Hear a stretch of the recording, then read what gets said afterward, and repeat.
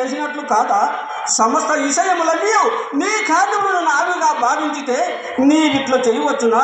నేను వధించిన వారికి నీవు అభయంగా వస్తున్నా అర్జున. మన ఉభయములు కలిసి ఆ దురాత్మను దండహాతునికి పంపవలను. రమ్ము పోవులా. నీ వాళ్ళకనంత నిజమే, కానీ నేను ధర్మం వల్ల భయపడుతున్నాను. నీకంటే భయములను పార్త, నీకు నేను వయోజ్యేష్ఠుడును.